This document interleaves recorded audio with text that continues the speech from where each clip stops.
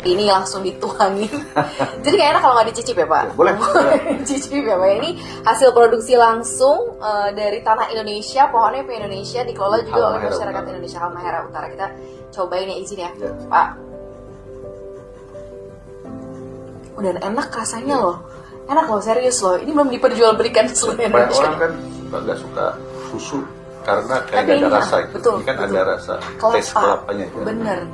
Malah lebih kayak dominan kayak kelapa aja gitu Pak. Nggak, kalau yang nggak gitu selalu cocok dengan dairy atau rasa-rasa susu. Ya. Orang bilang ini santan, tapi mereka bilang bukan karena kandungan gizinya dan sebagainya itu sudah masuk golongannya ke susu. Ini udah kemana-mana nih produknya Pak? Justru saya mendapatkan di dalam negeri agak sulit karena permintaan dari luar negeri itu tinggi sekali. Makanya kalau mau ini langsung datang ke pabriknya atau telepon Bu Gubernur Maluku Utara. Bu Serli. Telepon Bu Serli buat dapat produknya ya.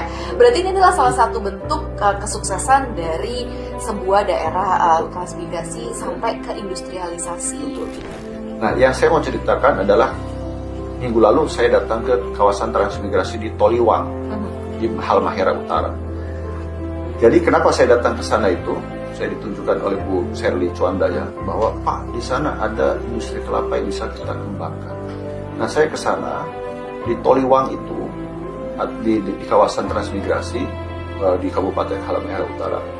5 tahun yang lalu tuh pertumbuhan ekonominya sekitar minus 5%. Nah kemudian di kepala daerahnya bagus sekali. Kenapa? Beliau mendorong industrialisasi di Halmahera Utara. Kemudian potensinya itu kan ada 6,9 juta pohon kelapa, menghasilkan setiap tahunnya sekitar 600 juta butir kelapa. Nah padahal saya kemarin tahun lalu ke Tiongkok saja butuh kelapa itu sekitar 4 miliar butir kelapa. 1 miliar mereka bisa penuhi dari provinsi Hainan, 3 miliar mereka butuhkan dari luar impor. Bayangkan satu kabupaten di Indonesia bisa memenuhi pasar Tiongkok itu hampir 1/6. Nah jadi ini baru kita bicara Tiongkok, padahal ekspornya kan kemana-mana.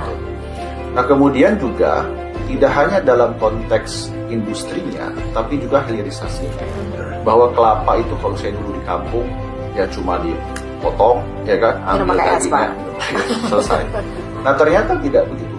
Ini juga bisa untuk kecantikan, kemudian juga untuk susu. Ini salah satu produk yang saya suka, ini susu kelapa.